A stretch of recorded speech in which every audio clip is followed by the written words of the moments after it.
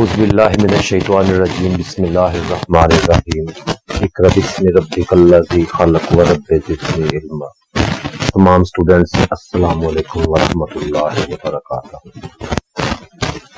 Students, पिछले lecture में हम पढ़ रहे थे मिस्टर ओरस्टेड के जो मुशाहदात थे उनको हमने पढ़ा कि मिस्टर ओरस्टेड ने ये मुशाहदा किया, ये मालूम किया कि इलेक्ट्रिक करंट जो है ना वो किसी कंडक्टर में से गुजारी जाए। कंडक्टर मतलब कोई भी वायर, कोई भी तार, कोई भी आला, कंडक्टर मतलब जिसमें से करंट गुजर सकती है उसको कंडक्टर कहते हैं। ये आपको पहले मैंने पढ़ाया हुआ है। तो किसी भी कंडक्टर में से करंट गुजारी जाए तो उस कंडक्टर के गिर्द मिकनातीसी फजा जो है ना वो कायम हो जाती है। उसने इसका मुशाहदा किया और इसको एक समझ लें एक अपने कानून में लेके आया कि उसने दाएं हाथ का कानून मुतारफ करवाया कि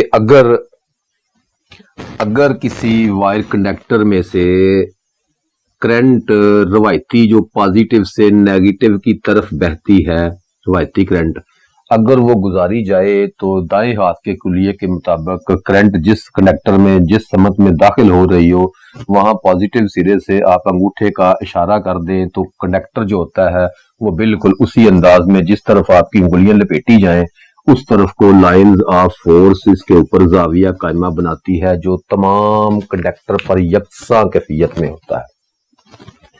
जितनी कंडक्टर की लंबाई होगी लाजमी बात है कि उतने लाइंस ऑफ फोर्स उसके ऊपर दूर तक होंगे। तो आप लाइंस ऑफ फोर्स को हासिल करना चाहेंगे तो जितने एरिया के लाइंस ऑफ फोर्स हासिल करेंगे, चेक करेंगे, उतने एरिया के मिलेंगे, बाकी कंडक्टर के तो आपको नहीं मिलेंगे।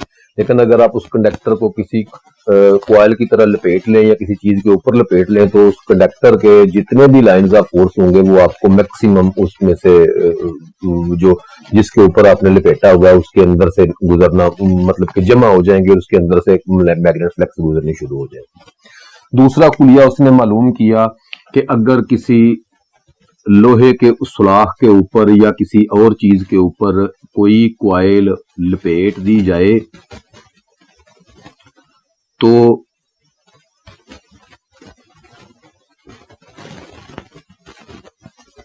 कोई भी कॉइल लपेट दी जाए तो क्या होगा कि जिधर को पॉजिटिव जो करंट है अगर फर्ज करें हम पॉजिटिव यहां दे देते हैं और नेगेटिव यहां दे देते हैं तो जिस तरफ को करंट जब पॉजिटिव जा रहे हैं दाएं हाथ के कानून के मुताबिक आप उंगलियों को करंट की तरफ कर दें। जैसे करंट ये देखिए पॉजिटिव करंट इस कंडक्टर के ऐसे नीचे से होके जा रही है, ये कंडक्टर है तो पॉजिटिव करंट जो है वो नीचे से होके ऊपर को आ रही है। तो आप इन उंगलियों की तरफ ऐसे इसको पकड़ दें, जिधर को उंगलियां घूम रही हैं, जिधर को करंट जा रही है उधर आप मतलब के उंगलियां को घुमा लें तो जिधर आपका अंगूठा इशारा करेगा वो वाला सिरा नॉर्थ पोल होगा। ठीक है, वो क्यों नॉर्थ पोल होगा ये मैंने आपको पिछले लेक्चर में बड़ी तफसील के साथ समझा दिया है। यहां तक साइंस पहुंच गई तो ये समझ लें कि एक तरतीब से सारे अमल जारी है, बिल्कुल उसी तरतीब से जिस तरतीब से ये अमल मिल रहे थे इंसानों को मैं बिल्कुल उसी तरतीब के साथ आपको पढ़ाता जा रहा हूं कि इलेक्ट्रॉनिक्स वजूद में कैसे आई ताकि आपको पता चल सके कि किस दौर में क्या क्या काम हो रहे थे। तो ये तमाम काम जो थे ना ये समझ ले 19वीं सदी में हो रहे थे, जो 18वीं सदी थी वो खत्म हो चुकी थी। 19वीं सदी में थोड़ी सी जिद्दत आ गई थी तो 19वीं सदी में ये काम हो रहे थे।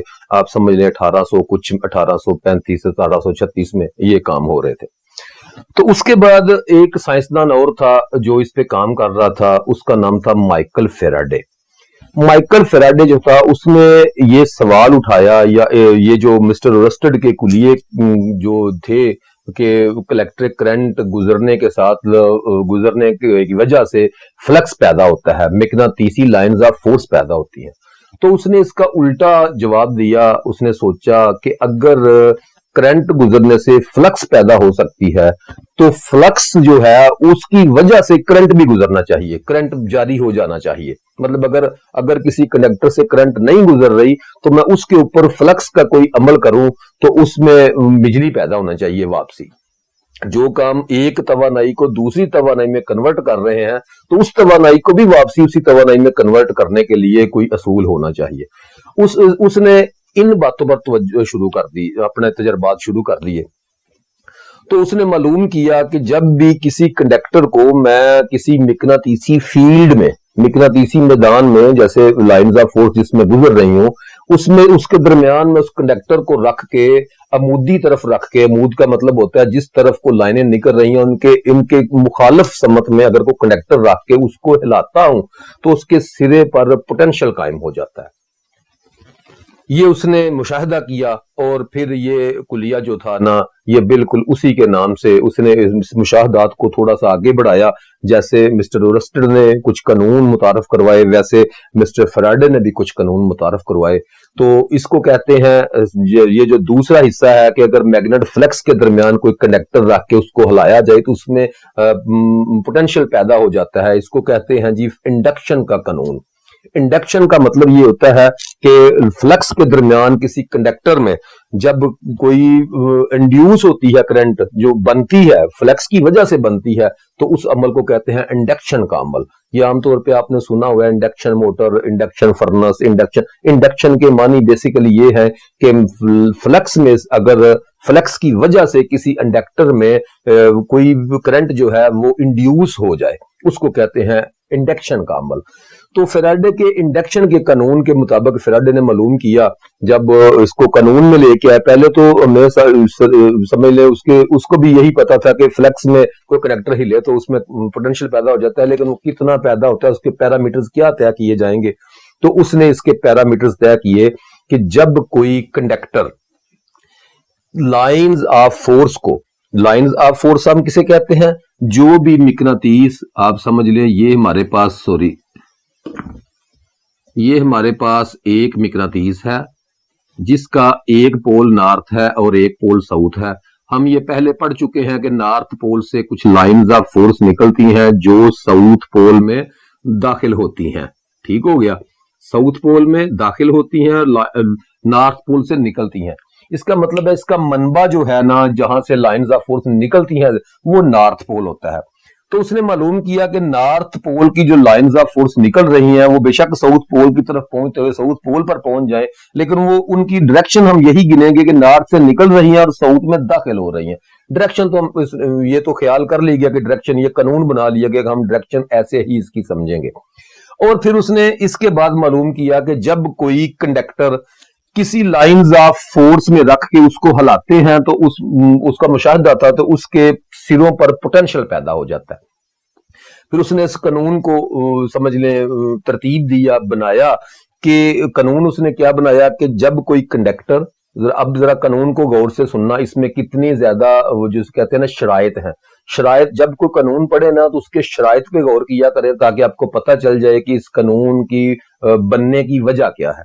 तो उसने दो शराइतें इसमें पेश की। उसने कहा कि एक कंडक्टर, जब कोई conductor 10 crore lines of force को, जब कोई conductor 10 crore lines of force को 1 सेकंड में कता करता है तो उसके सिरों पर 1 वोल्ट का बरकी प्रेशर पैदा हो जाता है। ठीक हो गया कि अगर कोई conductor 10 crore lines of force को 1 सेकंड में कता करे, कता का मतलब ये हो गया कि उसको ये जो लाइंस गुजर रही हैं इनके पैरेलल में नहीं रखा जाएगा। मतलब अगर फर्ज करें ये लाइंस ऑफ फोर्स ऐसे आ रही है तो मैं इनके पैरेलल में, या जैसे लाइन इधर से निकल रही है इसके पैरेलल में अगर मैं कोई काम करूं तो कंडक्टर पे कोई असर नहीं होगा। अब अमूदी तरफ रखना है, क्यों रखना है कि ये लाइनें कता हों। लाइन कता होने का मतलब ये लाइंस निकल रही हैं तो लाइंस के मुतवाजी अगर मैं कोई चीज रख के हिलाऊंगा तो कता नहीं होगी। ये देखिए ना, लाइंस के मुतवाजी करेंगे तो कता नहीं होगी। इसका मतलब है इसको ऐसे रख के करेंगे तो लाइंस कता होंगी। ठीक हो गया, लाइंस को ऐसे कता, ये गुजर रही है इनको कता करना, इनको काटना। अगर कोई conductor in lines of force को काटे तो कितनी लाइंस ऑफ फोर्स को, 10 करोड़ लाइंस ऑफ फोर्स को, 10 करोड़। ये एक ख्याली फिगर है और इस फिगर को कैलकुलेशन के अमल के लिए इस्तेमाल किया जाता है। हम मिकनातीस की जो ताकत है उसका अंदाजा भी अब लाइन ऑफ फोर्स से ही लगाएंगे। ये मिकनातीस कितना ज्यादा है, इसकी मिकनातीसी पावर कितनी ज्यादा है, तो हम उसका अंदाजा लगाएंगे कि इसके अंदर जो फ्लक्स निकल रही है वो जितना वो मैग्नेट ज्यादा स्टैंडर्ड होगा, मतलब जितना ज्यादा अच्छी क्वालिटी का होगा, क्वालिटी का मुराद ये है कि उसमें जितनी ताकत खींचने की सलाहियत ज्यादा होगी, हम कहेंगे इसकी लाइंस ऑफ फोर्स ज्यादा निकल रही हैं। उनको पमाइश करने के अलहदा तरीके हैं, ठीक है जी। लेकिन होगी क्या, लाइंस ऑफ फोर्स। अगर लाइंस ऑफ फोर्स कम हो, मतलब मिकनातीसी कमजोर हो, तो लाइंस ऑफ फोर्स थोड़ी हो जाएगी। लाइंस ऑफ फोर्स 10 करोड़ होगी, 1 सेकंड में कता करेगा तो 1 वोल्ट प्रेशर होगा। अगर लाइंस ऑफ फोर्स 10 करोड़ नहीं होती, 5 करोड़ 5 करोड़ होती हैं, तो उनको 1 सेकंड में कता करेंगे तो आधा वोल्ट पैदा होगा। अब लाइंस ऑफ फोर्स जो है वो प्रेशर पैदा करने के लिए तनासब रास्त के असूल पर काम करती है। तनासब रास्त मतलब अगर लाइंस ऑफ फोर्स बढ़ेंगी तो प्रेशर भी बढ़ेगा निकलने वाला। दूसरी शर्त आ गई 1 सेकंड में कता करें। इसका मतलब यह है कि अगर उसको हम स्लोली कता करेंगे तो प्रेशर थोड़ा पैदा होगा। मतलब ये 10 करोड़ लाइंस ऑफ फोर्स को अगर हम 2 सेकंड में कता करेंगे तो उसका जो प्रेशर है वो आधा हो जाएगा। इसका मतलब है कि टाइम बढ़ने से प्रेशर कम होता है। ठीक हो गया। इसका मतलब ये हुआ कि टाइम का जो तस्वर है वो और निकलने वाला प्रेशर दोनों तनासब मकूस पे अमल करते हैं। तनासब मकूस का मतलब कि अगर टाइम बढ़ता है तो आउटपुट प्रेशर कम मिलेगा, अगर टाइम कम होता है तो आउटपुट प्रेशर डबल मिलेगा, मतलब ज्यादा मिलेगा। मतलब फर्ज करें 10 करोड़ लाइंस ऑफ फोर्स है और आधे सेकंड में कता कर दे तो क्या होगा, 2 वोल्ट प्रेशर हो जाएगा। ठीक है। जितनी भी स्पीड ज्यादा तेजी होगी कटिंग करने की, उतने ज्यादा वोल्टेज पैदा होंगे, और जितनी ज्यादा फ्लक्स ज्यादा होगी उतने ज्यादा वोल्टेज पैदा होंगे। इसका मतलब है फ्लक्स कम होने से भी वोल्टेज कम होंगे, और जो इसमें कटिंग करने की जो स्पीड है ये भी कम करने से वोल्टेज कम पैदा होंगे। ये था मिस्टर फेराडे का इंडक्शन का कानून। फिर इस कानून के ऊपर वर्किंग हुई, आहिस्ता आहिस्ता और साइंसदान भी वर्क कर रहे थे, इसको कानून में लाने की कोशिश कर रहे थे। तो कानून उसके बाद आ गई बारी जी जनाब मिस्टर फ्लेमिंग की। मिस्टर फ्लेमिंग ने इसी कानून के ऊपर काम करना शुरू किया। मिस्टर जो फेराडे थे उनके कानून के ऊपर काम करना शुरू किया, और उन्होंने इस चीज को मालूम किया कि लाइंस ऑफ फोर्स जब हम कता करते हैं तो प्रेशर की करंट जो प्रेशर पैदा होता है या जो करंट गुजरनी है उसमें उसकी डायरेक्शन कौन सी होगी। उन्होंने इस डायरेक्शन को मालूम किया और इसे कहते हैं फ्लेमिंग के बाएं हाथ का कानून। फ्लेमिंग के बाएं हाथ का कानून। मिस्टर फ्लेमिंग ने यह महसूस किया, अब जरा थोड़ा सा इसको घुमा लें, साफ कर लें, एक छोटा सा इधर बनाते हैं। ये समझ लें, ये मैंने एक मिकनातीस बना दिया, ये नॉर्थ पोल। ये समझ लें इसके सामने मैंने एक और मिकनातीस बना दिया ताकि आपको कुछ आसानियां हों। आसानियां कौन सी, अब आप जरा गौर करें कि इसका नॉर्थ पोल ये है तो साउथ ये हो गया, इसका साउथ ये है तो इसका नॉर्थ ये हो गया। अब इसके बाहर कोई ना कोई हमने बॉडी वगैरह या कोई चीज बनाई हुई है जिसकी वजह से जो बाहर वाली लाइंस ऑफ फोर्स है वो यहां से होके लोहे में से गुजर के आसानी के साथ साउथ में दाखिल हो जाती हैं, और ये नॉर्थ पोल की जो लाइंस ऑफ फोर्स है ये बजाय घूमने के ये बिल्कुल सीधी साउथ पोल की तरफ चली जाती हैं। ये लाइंस ऑफ फोर्स अब बिल्कुल सीधी हो गई। इन लाइंस ऑफ फोर्स के मुताबिक ख्याल ये भी किया जाता है कि ये इलास्टिक की तरह, जैसे इलास्टिक होता है ना, जैसे उसको खींच के ऐसे तन के रखते हैं, ये वैसे इलास्टिक की तरह काम भी करती है। ये ऐसे खींची हुई सीधी लाइन में रहने की कोशिश करते हैं। ये मतलब इनको अगर मुड़ना पड़े तो समझ लें इनमें कमजोरी आती है, ये उसको अपने लिए मुजाहमत समझती हैं। अगर इनको एयर में से गुजरना पड़े तो मुजाहमत है। ये कोशिश करती हैं कि हम किसी भी मटेरियल के अंदर से, मटेरियल वो जिसमें से लाइंस ऑफ फोर्स आसानी के साथ बह सकती हूं, मतलब लोहा, जिस्त, कोबाल्ट, ऐसे कुछ और भी धाते हैं उनमें से आसानी से बह जाती हैं, तो ये कोशिश करती हैं वहां से गुजरें ताकि एयर वगैरह में ये रेजिस्टेंस की वजह से कमी वाकया ना हो जाए। तो यहां लाइंस ऑफ फोर्स बहुत ज्यादा में फर्ज कर लेंगे लाइंस ऑफ फोर्स की तादाद 10 करोड़ है। अगर ये 10 करोड़ है तो इसको हम काटेंगे अगर 1 सेकंड में, तो इस कंडक्टर के सिरों पर पोटेंशियल पैदा हो जाएगा जो 1 वोल्ट के बराबर होगा अगर 1 सेकंड में हम काटेंगे तो। अब इसकी ये जो सिस्टम है इसकी डायरेक्शन कौन सी होगी, करंट की डायरेक्शन कौन सी होगी।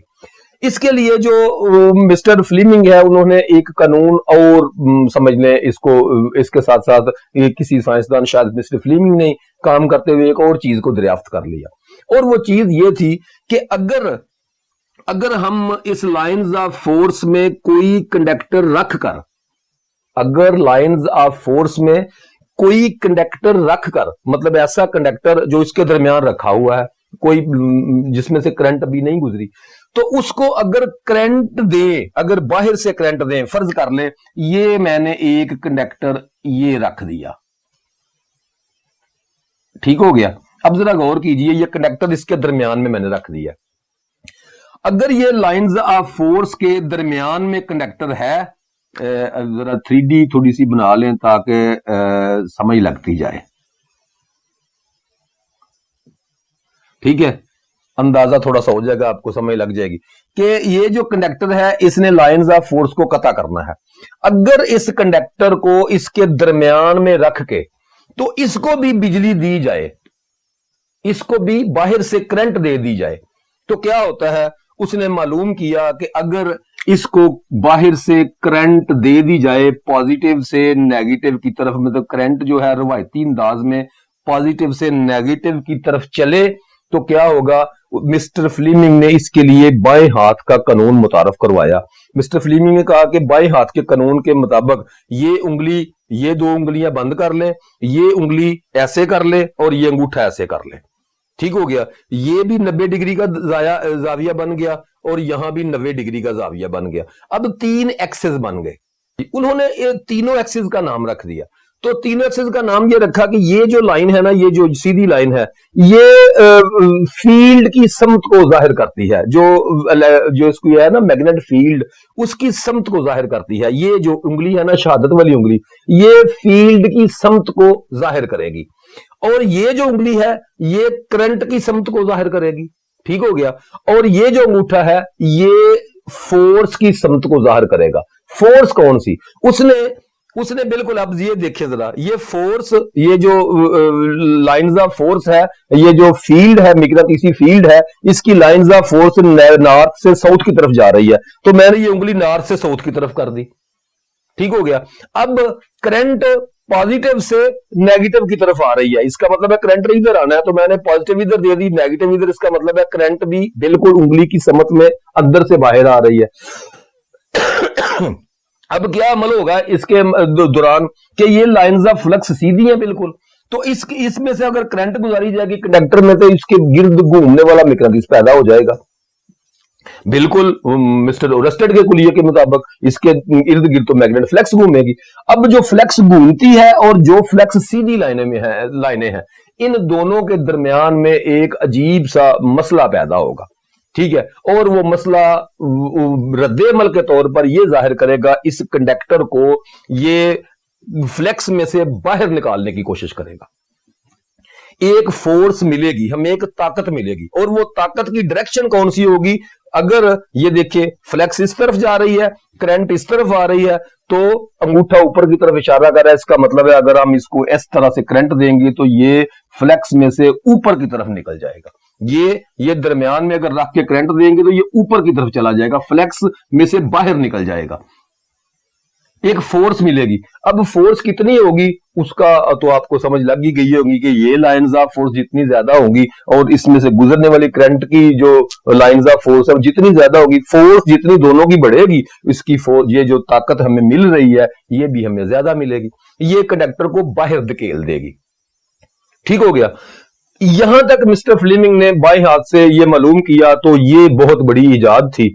इससे हमें जो बरकी मोटर थी ना, वो इस कानून के जरिए वजूद में आई कि उन्होंने इससे आगे मतलब तसव्वुर कर लिया कि अब एक कंडक्टर को हम करंट देंगे तो वो ऐसे ऊपर की तरफ निकलेगा, तो दूसरा कंडक्टर आ जाएगा, फिर उसको करंट दे देंगे, वो भी ऊपर की तरफ निकलेगा, तीसरा कंडक्टर आ जाएगा। हम तरतीब से कंडक्टर डाल लेते हैं, तो कंडक्टर की तादाद, इनमें से करंट, चूंकि ज्यादा करंट गुजारनी दो तरीके हैं, एक तरीका कौन सा है, इसमें से करंट ज्यादा गुजारी जाए कंडक्टर में से। अब कंडक्टर जो है उसकी मोटाई एक खास करंट गुजारने की अहलियत रखती होती है, अगर ज्यादा करंट गुजारेंगे तो कंडक्टर खराब हो जाएगा। फिर जितना मोटा कंडक्टर करते जाएंगे उतनी उसकी रेजिस्टेंस कम होती जाएगी। तो ये सारी चीजों का हल ये निकला कि कंडक्टर को सीरीज में जोड़ दिया गया, मतलब ज्यादा कंडक्टर एक ही जगह में रख के उनको सीरीज में जोड़ लिया गया, तो वो बन गई एक लूप, टर्न्स बन गई, तो वो टर्न्स डाल दी गई। जब टर्न डाल के तो उनको करंट दी गई तो ज्यादा जोर से ऊपर की तरफ निकली, तो दूसरा सेट उसके आगे आ गया तो दूसरे सेट को करंट दे दी। इस तरीके से मोटर डिजाइन हो गई डीसी, जो जिसको हम बिजली देते थे तो वो साथ साथ उसके कनेक्शन बदलते जाते थे। वो कम्यूटेटर का अमल होता था, आपने देखा हुआ है, आप मोटरों में खोल के उसमें वो काफी ज्यादा तादाद में डीसी मोटर को आप खोल लेंगे तो दो कार्बन के दरमियान में कितनी ज्यादा पतरियां वो आपस में होंगी, उसको कहते हैं कम्यूटेटर, कम्यूटेशन का अमल।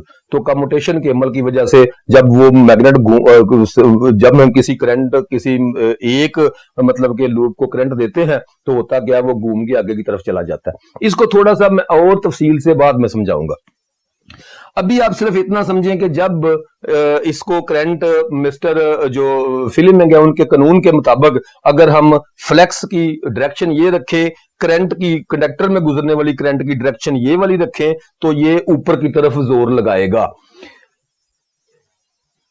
साइंसदानों ने फिर सर पकड़ लिया, किया, तजर्बा हुआ, बिल्कुल कामयाब हो गया, लेकिन फिर साइंसदान और चीजों के मगर भागने लगे। मतलब यही से सवाल पैदा हुआ कि अगर हम इस कंडक्टर को करंट देने की बजाय इसको फ्लैक्स में हिलाएं या फ्लैक्स में लेके आए तो इसके बाहर जो पोटेंशियल पैदा होता है वो क्या होगा। तो फिर मिस्टर फ्लेमिंग ने इसी कानून के तहत दोबारा ये इसको समझाने की कोशिश की।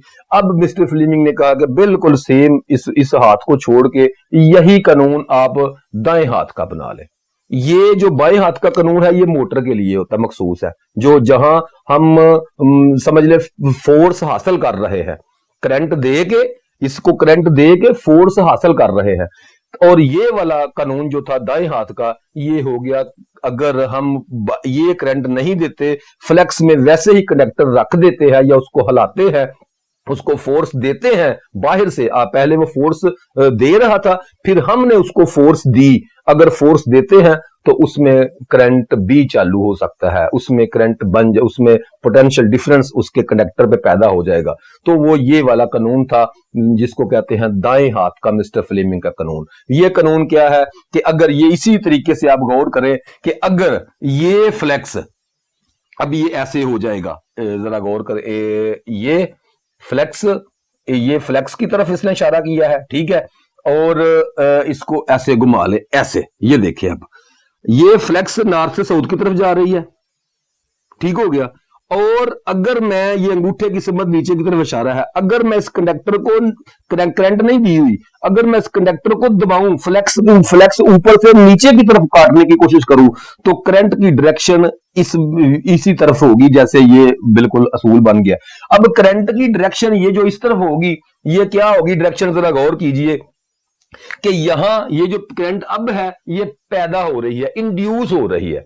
पहले करंट इसमें जा रही थी, अब ये करंट इंड्यूस हो रही है। इंड्यूस होने का मतलब ये है कि यहां पॉजिटिव पैदा हो गए और यहां नेगेटिव पैदा हो गए, ठीक हो गया। ये बैटरी का काम कर रही थी, जब इंड्यूस होगी तो लाजमी बात है इसके आगे आप लोड लगा के कोई भी चीज चला सकते हैं, तो उसकी डायरेक्शन यहां पॉजिटिव। अब अगर हम फ्लैक्स में यहां पॉजिटिव दें और यहां नेगेटिव दें तो ये ऊपर की तरफ निकलती है, ठीक है। अगर हम पॉजिटिव नेगेटिव ना दें तो इसको नीचे करने की कोशिश करें, इसको फ्लैक्स के दरमियान में गुजारने की कोशिश करें, तो क्या होगा, इधर पॉजिटिव पैदा हो जाएगा और इधर नेगेटिव पैदा हो जाएगा।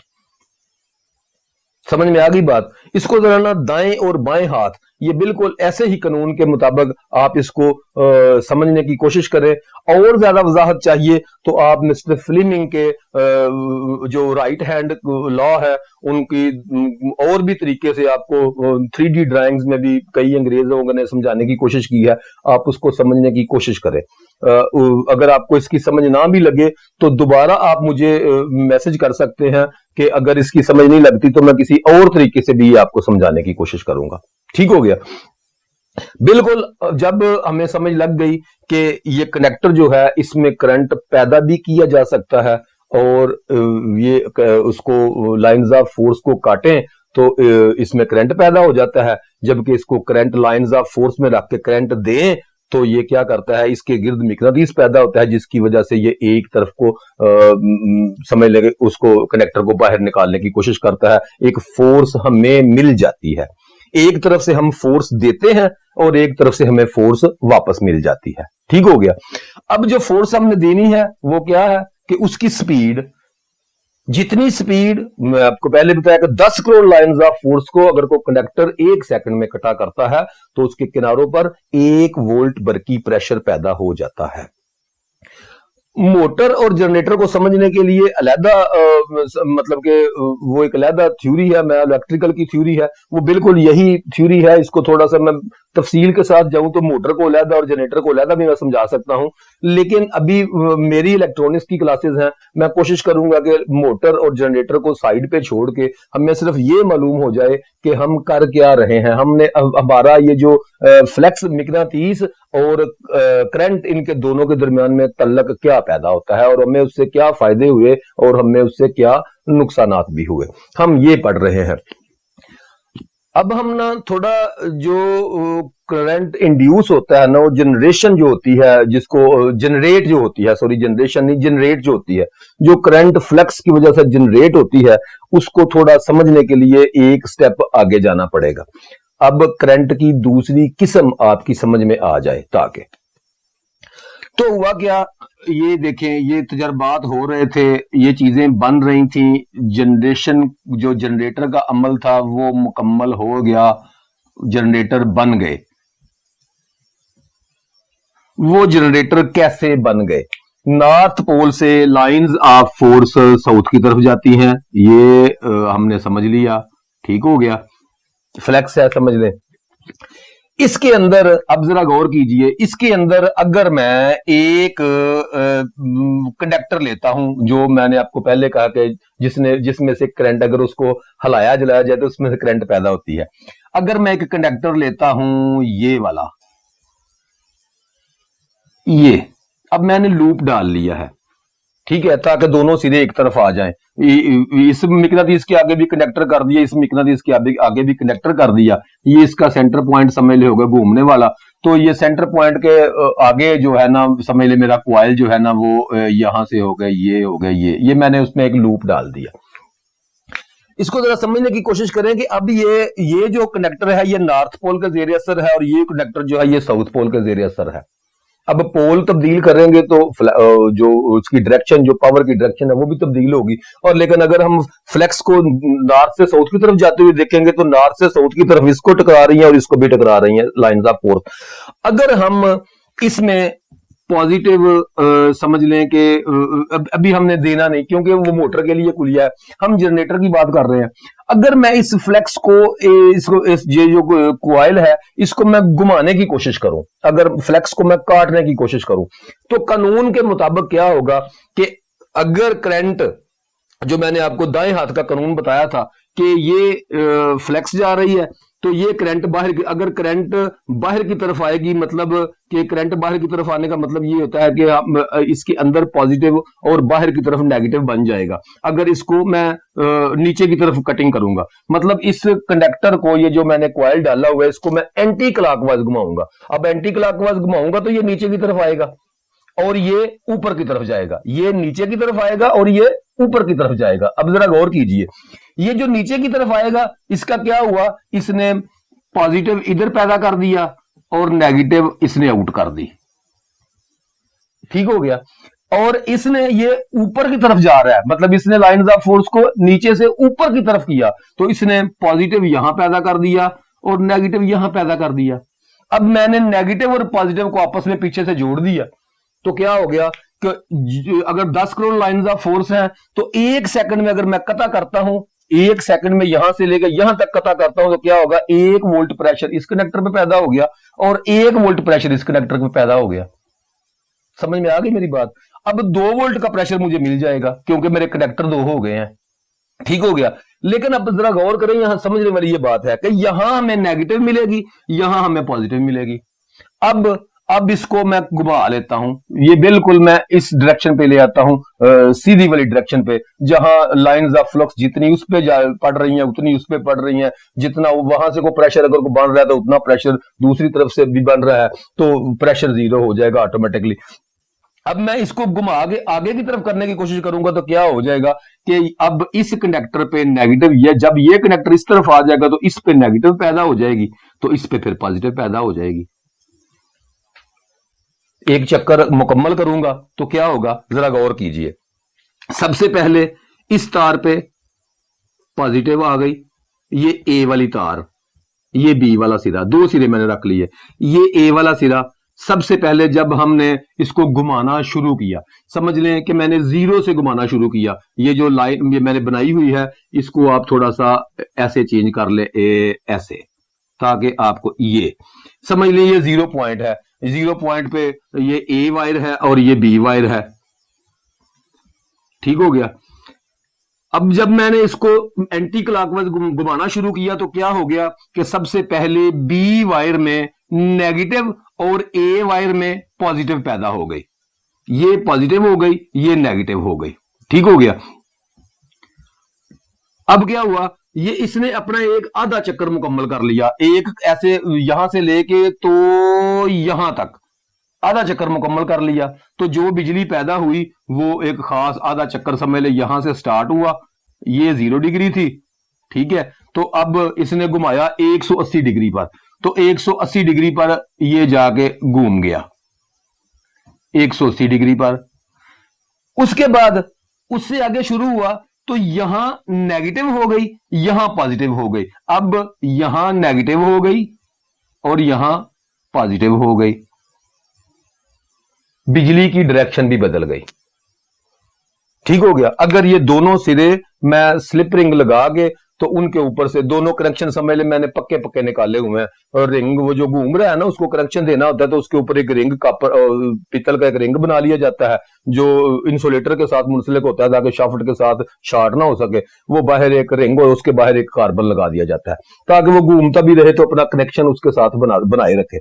अगर मैं ये दोनों कनेक्शन दो स्लिप रिंग की वजह से बाहर निकाल लूं तो क्या अमल होगा कि जब भी ये अपना चक्कर मुकम्मल करेगा, एक चक्कर में ये आधी बिजली सीधी देगा और फिर उन तारों में बिजली उल्ट कर देगा।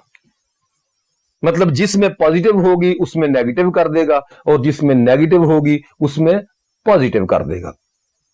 अच्छा जी, दूसरी चीज आपको ये मैंने सिखाई है कि जितनी लाइंस ऑफ फोर्स होंगी बिल्कुल, और काटने की स्पीड, दो चीजें हैं ना। अब स्पीड तो कांस्टेंट हो गई, मतलब समझ लें कि कांस्टेंट, सॉरी मैं कह रहा हूं, समझ लें कि जिसको हम कहते हैं मुस्तहकम हो गई। मतलब मैंने किसी एक स्पीड से उसको घुमा दिया, कोई भी स्पीड दे दे, वो एक स्पीड से घुमा दिया, वो एक स्पीड से घूम रहा है, मुस्तहकम स्पीड से घूम रहा है। अब टर्न जो है कंडक्टर वो भी कम्बिनेशन ही हो रहे, क्योंकि कंडक्टर बढ़ेंगे तो फिर भी प्रेशर बढ़ जाएगा। कंडक्टर भी दो है मेरे पास, ज्यादा मैं कंडक्टर ना इजाफी कर सकता हूं ना इसमें से निकाल सकता हूं। हाँ, पहले वाइंडिंग में कर लूं तो जितने मर्जी कंडक्टर कर लूं। अब कंडक्टर भी वही है, फ्लक्स भी वही है, 10 crore lines of force. Voltage मुझे 2 मिल रहे हैं क्योंकि स्पीड जो है वो मैंने पर सेकंड 1 राउंड इसका रख दिया। तो हुआ क्या कि अब जरा गौर करें, जो फ्लक्स है ना वो मिकनातीस की फ्लक्स का एक कानून, और मैंने आपको मिकनातीस में समझाया था कि लाइंस ऑफ फोर्स जैसे जैसे जो सेंटर वाले किनारे की तरफ बढ़े तो यहां फ्लक्स बहुत ज्यादा होती है और उसकी बिनिस्बत बाहर किनारे पर फ्लक्स थोड़ी सी कम होती है। मतलब अगर हम फ्लक्स का गौर कर रहे हैं तो यहां फ्लक्स समझ लें कि बिल्कुल थोड़ी होगी, यहां बिल्कुल किनारे पर, और यहां भी थोड़ी होगी, तो दरमियान में फ्लक्स बहुत ज्यादा होगी, ठीक है। जो बितदरीज आहिस्ता आहिस्ता कम होती हुई यहां किनारे पर होगी, ठीक है। मतलब कि सेंटर में लाइंस ऑफ फ्लक्स भी ज्यादा है। तो होगा क्या कि जैसे ही इसको एक खास स्पीड से, मुस्तहकम स्पीड से घुमाएंगे तो जैसे जैसे फ्लक्स बढ़ेगी वैसे वैसे प्रेशर भी बढ़ेगा, क्योंकि फ्लक्स बढ़नी है तो प्रेशर बढ़ना है। तो अब जरा गौर करें, होता क्या है कि ये समझ ले एक नुकता, ये मैंने एक लाइन लगा ली, ये मेरा है जी रेफरेंस पॉइंट, समझ ले रेफरेंस पॉइंट। रेफरेंस का मतलब ये होता है कि जब भी हम किसी सर्किट में, आपको मैंने पहले बताया था कि जब हम किसी सर्किट में प्रेशर को पमैश करते हैं ना, तो दरअसल हम पोटेंशियल डिफरेंस को पमैश करते हैं। पोटेंशियल डिफरेंस की जो इकाई है वही वोल्ट है। जब हम वोल्ट को पमैश करते हैं तो उसका मतलब है हम दो पॉइंट्स के दरमियान पोटेंशियल डिफरेंस को मालूम करते हैं। तो दो पॉइंट्स, हमारे पास दो पॉइंट, ये ए और बी है, तो एक पॉइंट जिसके ऊपर हम कॉमन लीड लगाएंगे उसको हम कहते हैं जी रेफरेंस। रेफरेंस के वहां के लिहाज से यहां 2 वोल्ट है, ठीक है, वहां के लिहाज से, इसके लिहाज से, अब नेगेटिव इसको कहेंगे, तो यहां के लिहाज से यहां 2 वोल्ट है, ठीक है।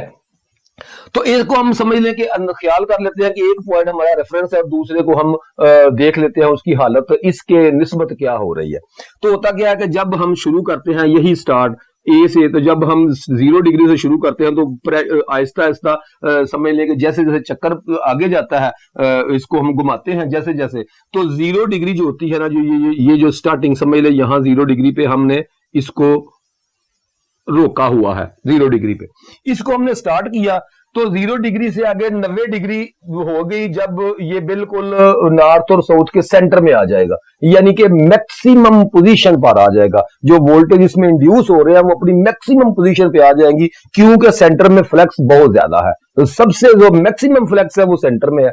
तो आहिस्ता आहिस्ता जैसे जैसे हमारा ये जो घूमेगा, बिल्कुल उसी अंदाज से यहां वोल्टेज बढ़ने शुरू हो जाएंगे। तो एक खास पॉइंट पे जाके कौन से 90 डिग्री, अब 90 डिग्री पे जाए पहुंचेंगे अगर हम, मतलब आपको दायरे की डिग्रियों का पता है ना कि दायरे में 360 डिग्रियां होती हैं, तो 90 डिग्री ये जो 0 यहां दायरा लगाए, अगर हम इसको ऐसे तकसीम कर दें तो ये इसको हम कहेंगे ये पॉइंट जो है ये 0 डिग्री है, ठीक है, या 360 डिग्री, या 0 डिग्री या 360 डिग्री।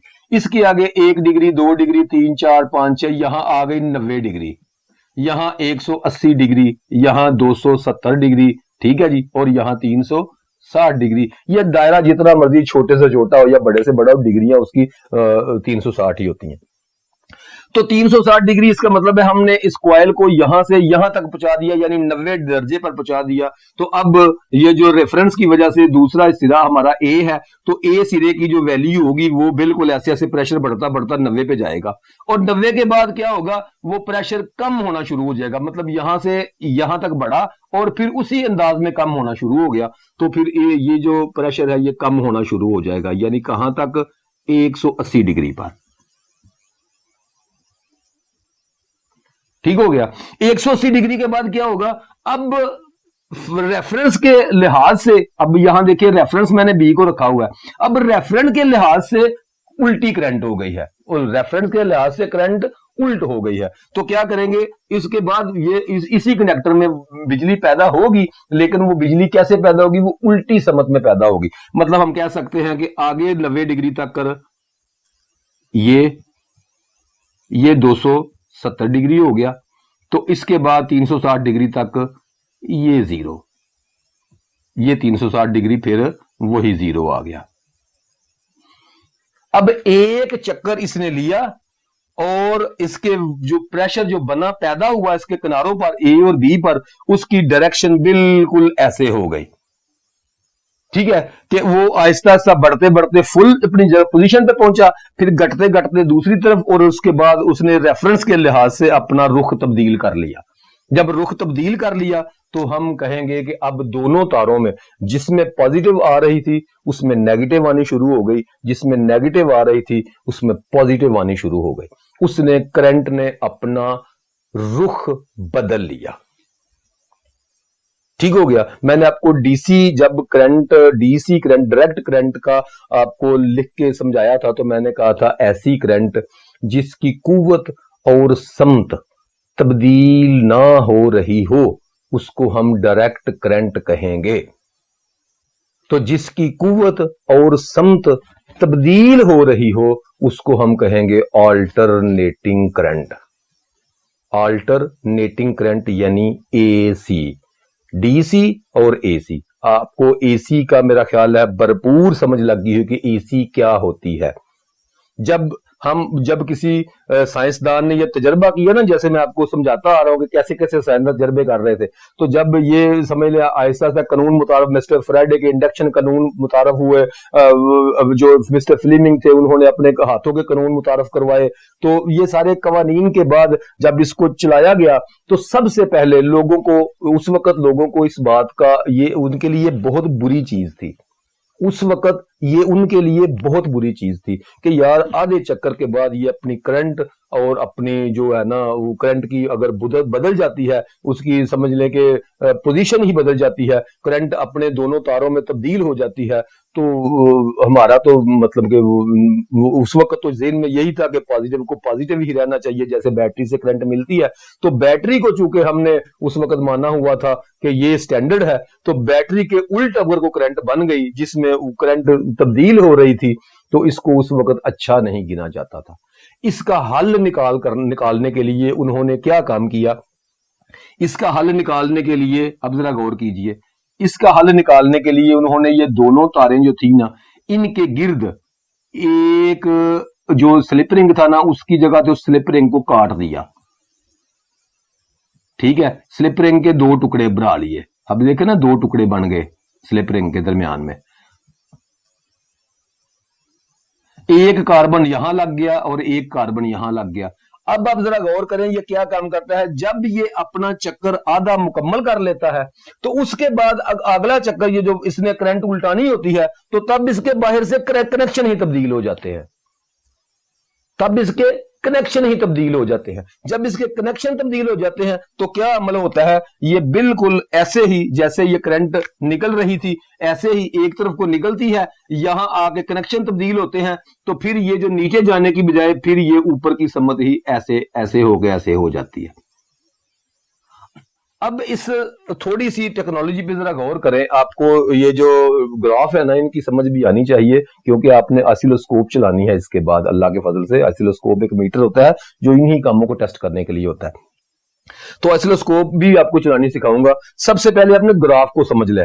ग्राफ का मतलब ये होता है, ये गुजरता हुआ लम्ब वक्त होता है, और ये जो हम किसी लाइन से ऊपर की तरफ उठते हैं तो उसकी पैमाइश होती है हम कितना ऊपर उठ रहे हैं। मतलब 2 वोल्ट यहाँ, 4 वोल्ट यहाँ आ जाए, 5 वोल्ट, जितने वोल्टेज वो ग्राफ बना होता है, वो एक ग्राफ की एक खाने का हम तय कर लेते हैं, ये इतने वोल्ट का खाना है। तो अब 1-1 वोल्ट का खाना हो तो 1 वोल्ट पे 1 खाना ऊपर जाएंगे, 2 वोल्ट पे 2 खाने ऊपर जाएंगे। बिल्कुल ऐसे ही हम चौड़ाई में भी तय कर लेते हैं कि टाइम का जो होता है तसव्वुर कि कितना टाइम गुजरा है, या डिग्री का तसव्वुर, तो हम 1-1 डिग्री को खाने में कन्वर्ट करते जाते हैं, और वो हमारी मर्जी होती है कि हमने 1 डिग्री में कितने खाने रखने हैं। ठीक है, तो अब जरा गौर करें कि अगर ये इसको कहते हैं जी कम्यूटेशन का अमल, कम्यूटेटर इसको कहते हैं, और इस अमल को कहते हैं कम्यूटेशन का अमल। तो कम्यूटेशन के अमल से जो एसी पैदा हो रही थी ना, अंदर तो एसी पैदा होनी है, अगर उसको घुमाएंगे तो हर बार उसने अपना रुख बदल लेना है। कोई भी जनरेटर हो, डीसी या एसी, ये याद रखें, उसके अंदर से हमेशा एसी ही पैदा होती है। तो फिर यहां कम्यूटेटर लगा के जितने भी कंडक्टर होंगे उतने उसके सिरे बना के, उतने कम्यूटेटर के सिरे बना के, तो क्या काम किया जाता है कि जब भी ये घूमता है, जो भी जिसने भी बिजली जिस कंडक्टर ने आउट करनी होती है, उसकी जो सीधी डायरेक्शन होती है उसके मुताबिक उसके कम्यूटेटर पे कनेक्शन कर लिए जाते हैं, और साथ साथ वो कम्यूटेटर घूमता जाता है तो कनेक्शन सीधे रहते हैं। जो भी कोयल होती है, तो आउटपुट में हमें क्या सिस्टम मिलता है, ये सप्लाई अप, और इसके बाद फिर अप, और इसके बाद फिर अप, रेफरेंस के लिहाज से। अब रेफरेंस के लिहाज से अगर ऐसे सप्लाई मिले तो हम ये जरा गौर करें, ये सप्लाई क्या काम कर रही है। ये सप्लाई को हम कहेंगे डीसी सप्लाई, लेकिन ये डीसी के जैसी बिल्कुल नहीं है, क्योंकि डीसी सप्लाई जो होगी वो रेफरेंस के लिहाज से बिल्कुल ऐसे होगी कि ये रेफरेंस पॉइंट है और डीसी यहां लाइन लग जाएगी, ये वाली लाइन, दूसरी लाइन वो ऐसे नीचे ऊपर नहीं हो रही होगी, ये रेफरेंस लाइन है। ठीक है, तो रेफरेंस लाइन से दूसरी सप्लाई उतनी ऊपर हो जाएगी, इसको तो कहते हैं डीसी। जबकि इसको क्या कहेंगे, ये रेफरेंस से आ ऊपर की तरफ रही है, अब ये रेफरेंस से नीचे की तरफ जा रही है, इसका मतलब है इसने अपनी सम्मत तब्दील कर ली, इसने अपनी सम्मत तब्दील कर ली। और इसका क्या मतलब है, ये सम्मत एक में ही रह रही है, मतलब इस दूसरी वायर में पॉजिटिव ही आ रहा है, कभी कम आ रहा है, कभी ज्यादा आ रहा है, और जहां ये जो पॉइंट है यहां समझ ले 0 हो रहा है, मतलब कि एकदम बिजली ऐसे आ रही है कम बंद हो रही है, आ रही है बंद हो रही है, आ रही है बंद हो रही है। अब हो, लेकिन इस तार में आ पॉजिटिव ही रहे हैं, रेफरेंस के लिहाज से दूसरी तार में आ पॉजिटिव ही रहे हैं। इसको कहते हैं जी पल्स्ड डीसी।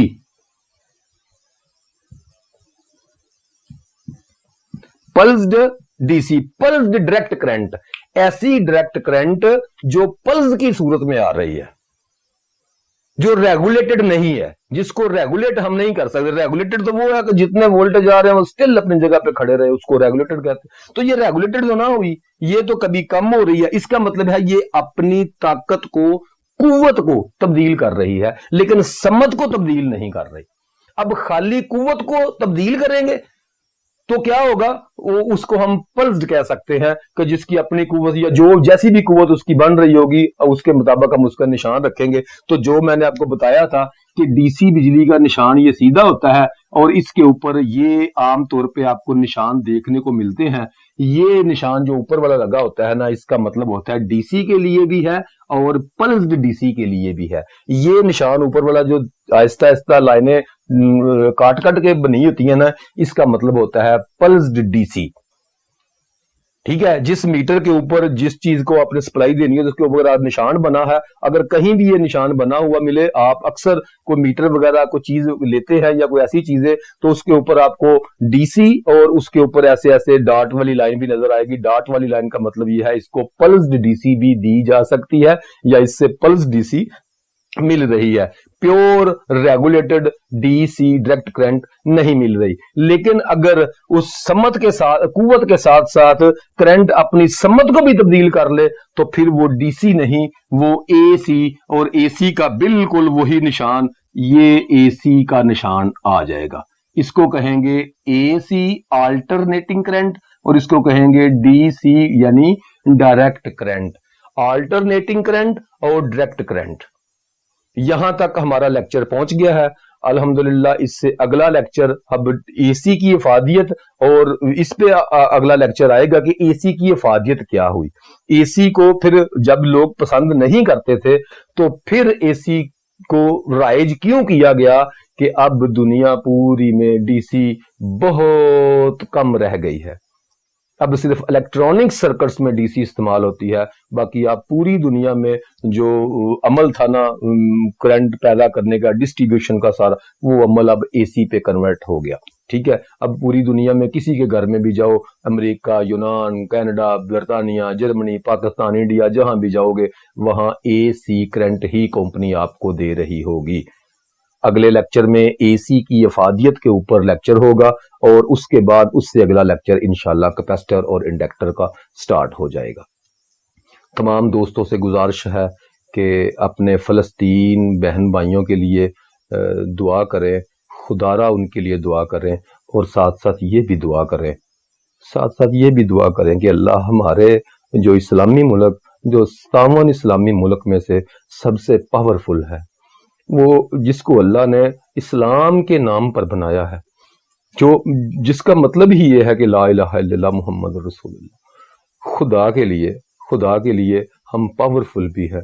हमारे जहनों से हमारे जो बड़े हैं, जो हमारे लीडरान हैं, या जो जिन्होंने मुल्क को, जो मुल्क के मामे चाचे होते हैं, हम तो किसी गिनती में भी नहीं आते यार। मतलब हमारी तो औकात ही कोई नहीं होती ना, आज तक औकात बनी है कोई? मुझे ऊपर वाले सिर्फ जो 5% तबका है जो उस मुल्क को चलाता है, उनके मुताबिक मैं अक्सर कहा करता हूं कि अगर वो इंसान है ना तो हम कीड़े मकोड़े हैं, और अगर हम इंसान है ना तो वो देवता शायद हैं, वो इंसानों की लिस्ट में नहीं आते यार। खुदा उनको शर्म दे, खुदा उनके ज़हनों से यहूदो नसारा और कफार का खौफ निकाले। ये खौफ हमारी रगों में बस गया है। खुदा के लिए मरना तो हमने है, तुमने हमें बचा नहीं लेना, बिल्कुल भी तुम बचाने के लिए अहल नहीं हो। खुदा के लिए, खुदा के हुक्म के मुताबिक, मतलब हम वो हमारे भाई हैं, वो बच्चे हमारे बच्चे हैं। क्या करें, वो बहनें हमारी बहनें नहीं है क्या? खून नहीं खोल रहा तुम्हारा? कुछ शर्म करो, कुछ हया करो, और ये खौफ के बुत को तोड़कर ऐलान करो कि हम फलस्तीन के साथ हैं। हम ऐसे साथ हैं फलस्तीन के कि हम ये जो गंद फैलाया जा रहा है ना, ये जो दो मुल्की नजरिए का गंद, ये जो नई बेवकूफ कुछ चंद जाहिलों ने या उन लोगों ने हमारे ऊपर लागू कर रहा है, जो दो मुल्की नजरियात जो कह रहे हैं, ये बिल्कुल गलत बात है। आप जरा गौर करें, वो दो मुल्की कैसे नजरिया हो गया? वो एक मुल्क के ऊपर आके बाहर से बंदे लाके, अगर कोई पाकिस्तान में बाहर से बंदे लाके इधर खड़ा करके तो कहे कि इनका मुल्क अलहदा बना दो, ये टुकड़ा इनका है, तो आप मानेंगे? कैसे मान सकते हैं? हाँ, एक घर की तकसीम तो हो सकती है, जैसे इंडिया से पाकिस्तान अलहदा हो गया, भाई एक ही कौम थी, दो भाई आपस में सलूक ना हुआ, हमने एक का मजहब और था, हमारा मजहब और था, हमने उनको छोड़ दिया, अलहदा हो गए, घर भी अलहदा हो जाते हैं। ये नहीं होता कि आपके घर में कराची से दो बंदे पकड़ के लाए जाए और बिठा के उनको कहा जाए कि अब घर में ये भी हिस्सेदार है, और आप कहें कि ऐसी पंचायत बना ले जो कहे कि यहाँ दोनों घरों को तस्लीम करते हैं। ये कौन सी यार, मतलब आपने तो इसराइल को तस्लीम कर लिया, ये बात क्या के शर्म करे, मतलब हम या मतलब बताएं, कायदे आज़म रहमतुल्लाह अलैह ने ये कहा था, ये था पाकिस्तान का नजरिया। तो दुआ करें अल्लाह इनके जहनों से खौफ, जो यहूदो नसारा का जो खौफ है इनके जहन में, जो ये कुफार का खौफ पड़ गया है इनके जहन में कि हमारे पास असबाब कम है जंग करने के लिए। खुदा के लिए ये सोचो, जंगे असबाब पर नहीं लड़ी जाती, जंगे सिर्फ और सिर्फ खुदा के हुक्म पर लड़ी जाती हैं, जंगे असबाब पर नहीं लड़ी जाती। आपके सामने खुदा ने 1400 साल बाद फिर अल्लाह ने वही आपको दोहरा दिया आपके सामने कि आप नहीं मानते थे, आप कुछ जदीद रोशन ख्याल थे, आप नहीं मानते थे, कुछ लोग नहीं मानते थे कि वो जंगे बदर में 313 के 1000 के मुकाबले में औजारों के बगैर निकलकर, असबाब के बगैर निकलकर कैसे जीत सकते हैं। लोग समझते थे ये मजाक करते हैं हमारे साथ, ये झूठ बोलते हैं, तारीख झूठी। तो अल्लाह ने जदीद दौर में 60 मुल्क, दुनिया की सुपर पावरें सारी इकट्ठी होकर जिनके गिर्द, अफगानिस्तान के गिर्द घूम रही थी, वहां से अल्लाह ने उनको फतह दी अफगानिस्तान वालों को, और उनको जूते खा के अमेरिका वहां से बाहर निकला। वो सिर्फ खड़े रहे, कायम रहो, सिर्फ अल्लाह कहता है मेरे हुक्म पे निकलो। ये फतह है या शिकस्त है, ये सोचने वाले तुम कौन होते हो? कौन हो तुम लोग फतह शिकस्त सोचने वाले? फतह शिकस्त मेरी मर्जी है, मैं जब चाहूं तुमको फतह दे दूं, जब चाहूं कम कम तादाद में भी फतह दे दूं, और जब चाहूं तुम बहुत ज्यादा तादाद में हो, तुम्हारे पास बहुत ज्यादा असबाब हो, और मैं तुम्हें जलील करके दुनिया में रख दूं। तो खुदा के लिए दुआ करें यार, अल्लाह फजल करे। अस्सलाम वालेकुम व रहमतुल्लाहि व बरकातहू।